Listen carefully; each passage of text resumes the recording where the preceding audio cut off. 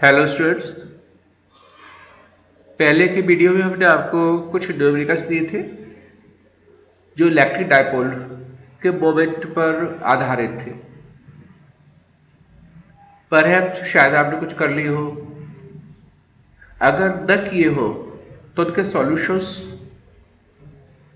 हम देने जा रहे हैं, बेस्ड उन्हें क्रैक करने जा रहे हैं। हमारा जो सॉल्यूशन होगा यूट्यूब पर वो लिखा होगा द न्यूमेरिकल्स आर क्रैक्ड। देखते जाए, इंपॉर्टेंट न्यूमेरिकल्स है। न्यूमेरिकल्स को एक बार हम रिपीट करेंगे, उनके सॉल्यूशंस को भी हम बताते जाएंगे, आप फोकस करते जाइए। हमारा पहला न्यूमेरिकल था,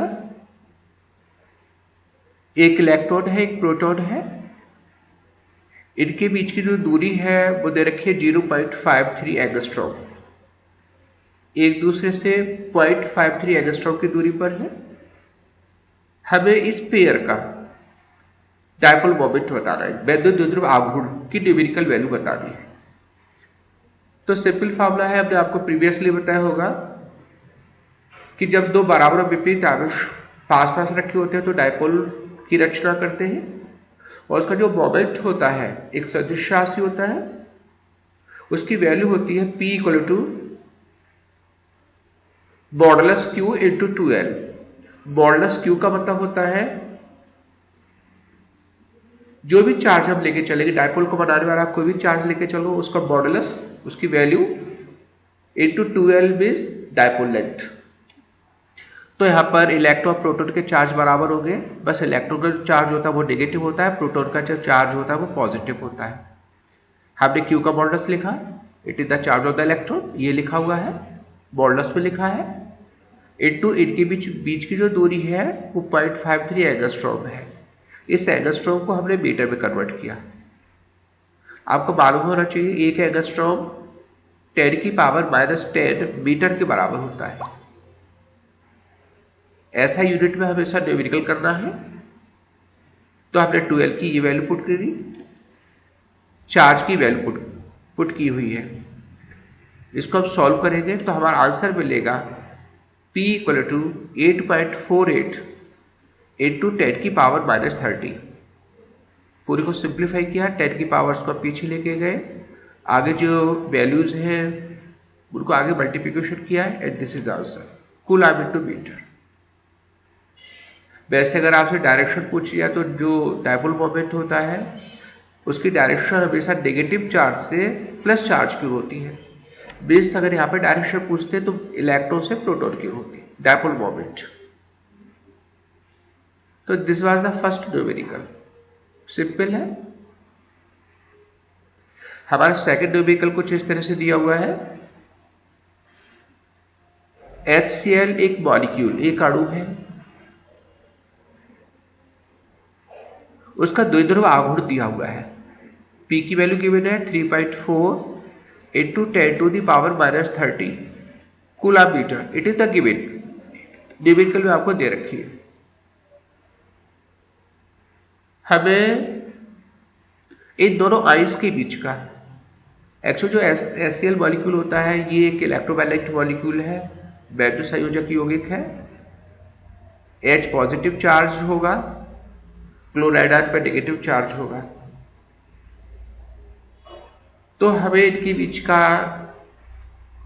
डिस्टेंस बताना है, आयनों के बीच का विस्थापन बताना है। बिस एक डायपोल फॉर्म हो गया, इस डायपोल की लेंथ को बताना है, 2L को कैलकुलेट करना है। हमें P गिवन है, 2L कैलकुलेट करना है। चार्ज हम क्या लेके चलेंगे, तो पहले फॉर्मूला लिख लेते हैं, P = modulus of the charge into 2L।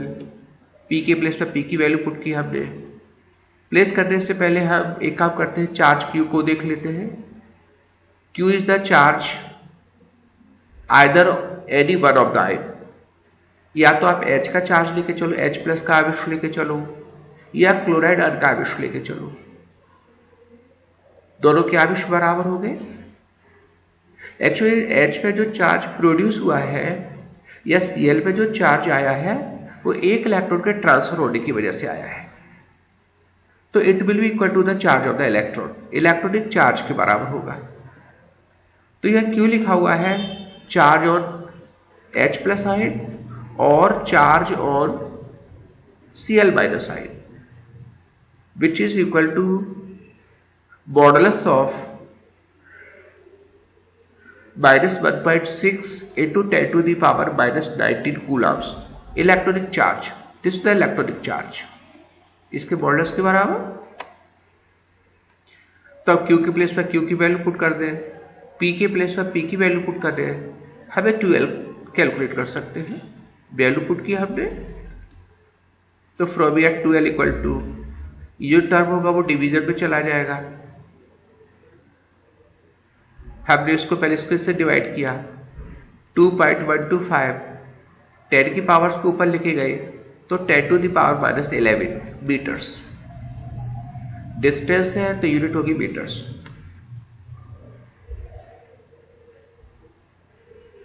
It is a distance, it is the displacement between the H ion and the Cl ion. तो this was the second numerical. हमारा तीसरा न्यूमेरिकल, हर एक न्यूमेरिकल अपने आप में इंपॉर्टेंट है। हम आपके लिए ऐसे न्यूमेरिकल्स लेके चलते हैं जो बहुत कॉम्प्लिकेटेड नहीं हो लेकिन इंपॉर्टेंट हो, बेस्ट मीडियम के कैटेगरी में। बाद में हम टफ न्यूमेरिकल भी लेके चलेंगे, लेकिन अभी जो कि स्टार्टिंग है इसलिए आपके समझ में सब आने चाहिए। हमारा तीसरा न्यूमेरिकल है, दो आवेश है, 2 पॉइंट्स है, एक पॉइंट ए है, दूसरा पॉइंट बी है। उन पर जो आवेश है, पॉइंट पे जो आवेश है इसे QA लिखा हुआ है। It is 1.5 microcoulomb. BC positive charge, B point पे जो चार्ज है वो इतना ही नेगेटिव है, माइनस का 1.5 माइक्रोकूलम। किन किन पॉइंट्स पर इनको लोकेट किया गया, कहां पर रखे हुए हैं, तो इनकी पोजीशंस लिखी हुई है न्यूमेरिकल में। चार्ज ए की जो पॉइंट ए है उसकी जो लोकेशन है, उसकी जो स्थिति है, इट इज -2 mm, 0,0। बिस ये कोऑर्डिनेट के फॉर्म में दिया हुआ है। इसकी position in form of the coordinate निर्देशांक के रूप में दे रखी है। चार्ज पॉइंट बी का जो चार्ज है उसका भी कोऑर्डिनेट दिया हुआ है, +2 mm, 0,0।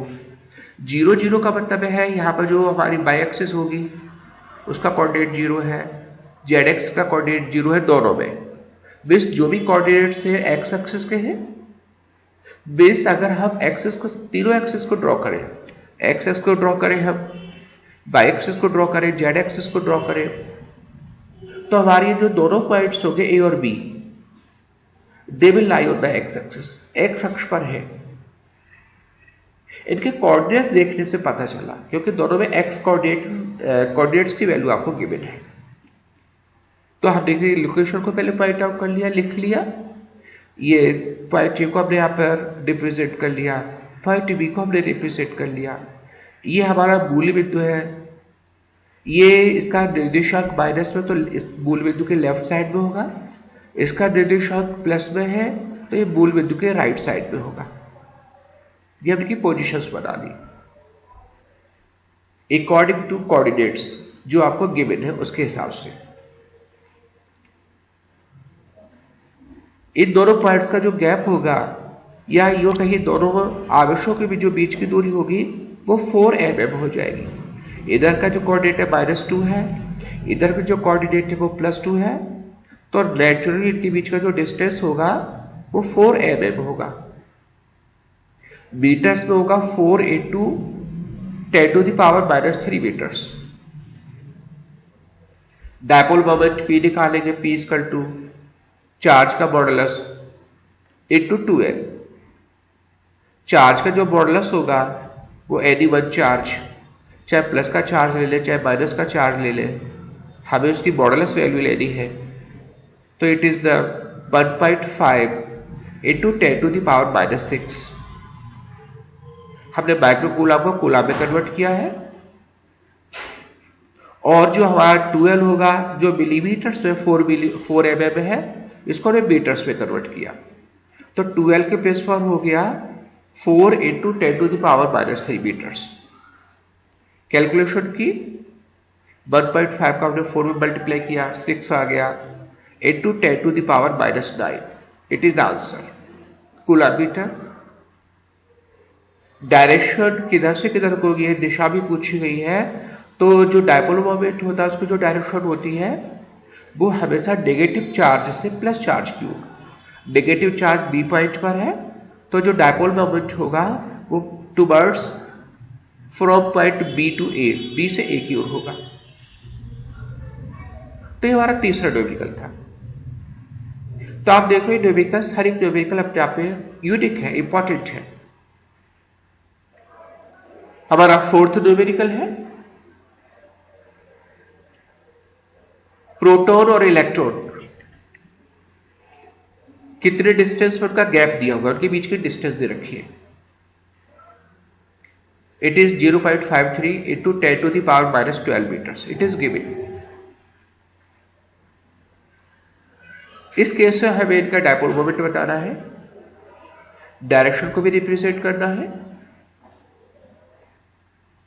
प्रोटॉन इलेक्ट्रॉन विपरीत आवेशित कण है, दोनों पे बराबर आवेश है बट अपोजिट। उनके बीच की लेंथ मालूम है, डिस्टेंस मालूम है। तो therefore dipole moment P is equal to modulus of the charge × 2L, common formula. Q का मॉडुलस हो गया -1.6 × 10⁻⁻19। इलेक्ट्रॉन का चार्ज लेने पर प्रोटॉन का लेते तो भी हम मॉडुलस में तो उतना ही होता। 2L हो गया द डिस्टेंस बिटवीन देम, इनके बीच की दूरी जो आपको मीटर्स में गिवन है 0.53 × 10⁻⁻12 मीटर्स। सभी टर्म्स का मल्टीप्लिकेशन करें, आंसर आ जाएगा 8.48 × 10⁻32 कूलम्ब मीटर। डायरेक्शन होगी इलेक्ट्रॉन से प्रोटॉन की ओर। डायपोल मोमेंट P वेक्टर हमेशा नेगेटिव चार्ज से प्लस चार्ज की ओर होता है। फिर से एक इंपॉर्टेंट बात और पूछी गई है, सेकंड पार्ट। अभी पहले पार्ट में तो इलेक्ट्रॉन प्रोटॉन के जितने डिस्टेंस में वो गिवन है और रेस्ट पोजीशन में है। पहले केस में the electron is in rest. लेकिन सेकंड पार्ट में ये बोला है इन्होंने, अगर इलेक्ट्रॉन इस सर्कुलर पाथ पर, इस वृत्ताकार पथ पर गति करने लग जाए, then what will be the net dipole moment. परिणामी हमारा आघूर्ण कितना होगा, दो ध्रुव आघूर्ण कितना होगा। तो सिंपल, जब इलेक्ट्रॉन प्रोटॉन के चारों सर्कुलर पाथ पर रोटेट होगा तो नेचुरल इलेक्ट्रॉन की पोजीशन बदलेगी और इलेक्ट्रॉन की पोजीशन बदलने से हाँ जो डायपोल मोमेंट की जो डायरेक्शन होगी वो हर एक पॉइंट में बदलेगी। हमने यहाँ पे कुछ पोजीशंस को देखो रिप्रेजेंट किया है। जब इलेक्ट्रॉन पहली पोजीशन पर होगा, पहली स्थिति पर होगा, तो डायपोल मोमेंट होगा इस इलेक्ट्रॉन से प्रोटॉन की ओर। जब इसके जस्ट अपोजिट आ जाएगा, जस्ट अपोजिट मीन्स जब सेकंड पोजीशन पर होगा, तो हमारा जो डायपोल मोमेंट होगा फिर इलेक्ट्रॉन से प्रोटॉन की ओर होगा। ये दोनों डायपोल मोमेंट अपोजिट डायरेक्शन में हो गए।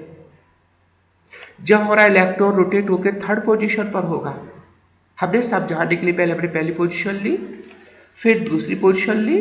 अब सपोज कर लो इलेक्ट्रॉन हमारा तीसरी पोजीशन पर है रोटेट होते हुए।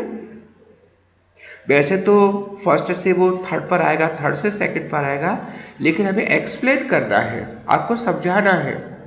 तो पहले इलेक्ट्रॉन को पहली पोजीशन पर माना, फिर हमने उसको रोटेट होने के बाद, रोटेट जब हो रहा है तो हमने किसी से मान लिया वो सेकंड पोजीशन पर है, उससे पहले वो थर्ड पोजीशन पर होगा। तो जब थर्ड पोजीशन पर होगा तो उसका जो डायपोल मोमेंट होगा वो इलेक्ट्रॉन से प्रोटॉन की ओर होगा, toward the centre, toward the proton. और जब वो फोर्थ पोजीशन पर होगा तो उसका डायपोल मोमेंट वो भी प्रोटॉन की ओर होगा। तो आप इस फिगर में देखो, ये सभी डायपोल मोमेंट एक दूसरे को कैंसिल कर रहे हैं। जब फर्स्ट पोजीशन पे डायपोल मोमेंट सेकंड पोजीशन के डायपोल मोमेंट को कैंसिल कर रहा है, थर्ड पोजीशन का डायपोल मोमेंट फोर्थ पोजीशन के डायपोल मोमेंट को कैंसिल कर रहा है। इन द सेम ऑर्डर, इसी तरीके से इलेक्ट्रॉन्स के अगर हम अपोजिट पोजीशन से लेके चले तो उनके डायपोल मोमेंट एक दूसरे को कैंसिल करते जाएंगे, तो हमारा जो नेट डायपोल मोमेंट होगा दैट विल बी 0। तो दिस इज द आंसर जब इलेक्ट्रॉन उस सर्कुलर पाथ पर रोटेट होगा तब। एट द फिफ्थ न्यूमेरिकल जो लास्ट है कुछ इस तरह से दिया हुआ है, 3 आवेश है, -q है, +2q है, एट द -q। दोबारा रिपीट करते हैं, -q, +2q और -q। ये आवेश एक समबाहु त्रिभुज के शीर्षों पर रखे हुए हैं, इक्विलेटरल ट्रायंगल के वर्टिसेस पर रखे हुए हैं। एक ऐसा समबाहु त्रिभुज है उसकी भुजा A है। इस पूरा जो सिस्टम बना हुआ है, इस सिस्टम से जो भी डायपोल्स बनेंगे, जो भी हमारे वैद्युत द्विध्रुव बनेंगे, उनका नेट डायपोल मोमेंट हमें कैलकुलेट करना है। निकाय में बनने वाले जितने भी द्विध्रुव होंगे उन सभी द्विध्रुवों का परिणामी द्विध्रुव आघूर्ण कितना होगा ये हमें कैलकुलेट करना है। तो फर्स्टली हमें ये चेक करना होगा, ये देखना होगा कि पूरे निकाय में कितने डायपोल्स बन रहे हैं। डायपोल की रचना कब मानी जाती है, एक बार आपको रिवाइड करा देते हैं।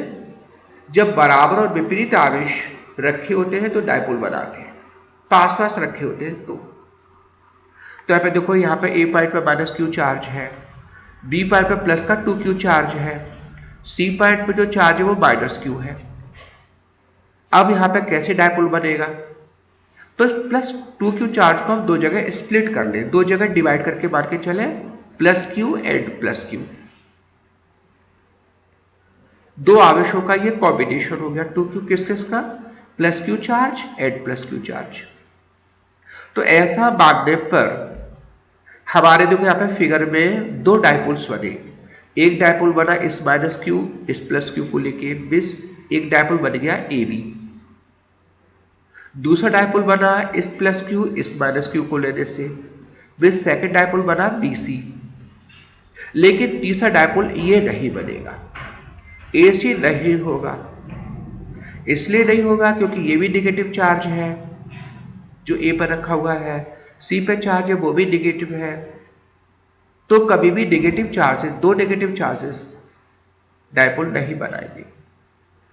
तो यहाँ पे हमारे 2 डायपोल्स हैं, एक डायपोल है AB, दूसरा डायपोल है BC। अब इन दोनों डायपोल्स के हम पहले मोमेंट्स निकालेंगे, डायपोल मोमेंट निकालेंगे, फिर उनका रिजल्टेंट निकालेंगे। तो सबसे पहले हम जो हमारा द्विध्रुव AB है उसका डायपोल मोमेंट निकालें, जिसे लेके हम PA वेक्टर का मॉडुलस, हमने वेक्टर से लगा दिया क्योंकि हमें नेट डायपोल निकालना है। AB का हमें डायपोल मोमेंट की वैल्यू देखनी है, तो हमने PAB लिखा, वेक्टर का निशान लगाया, मॉडुलस भी लिख लिया, मीन्स पहले हम इसकी वैल्यू निकालना है। सिंपल तरीके से बाद में PA लिखा हुआ है, अभी हमने लिखा PAB वेक्टर, उसको मॉडुलस के फॉर्म में लिया, इक्वल टू क्या हो जाएगा, -q का मॉडुलस, चार्ज का मॉडुलस, इनटू दोनों के बीच का गैप, दैट इज A। तो PAB equal to q into A। Direction और देखते जाए, डायरेक्शन होगी माइनस चार्ज से प्लस चार्ज की ओर, तो डायरेक्शन हो जाएगी from A to B, A से B की ओर। इस लाइन को अगर एक्सटेंड कर दे तो A से B की ओर ये हो गया वेक्टर PAB, दिस वन तो वेक्टर PAB, क्योंकि B पॉइंट पे तो नेट आएगा, तो हमने B पॉइंट पे डायरेक्शन को रिप्रेजेंट कर लिया। इसी तरीके से अगर हम हमारा जो BC डायपोल है इसका डायपोल मोमेंट निकालें, तो जैसे वेक्टर P BC का modulus equal to value of charge Q into dipole length A, Q into A, PBC equal to Q into A।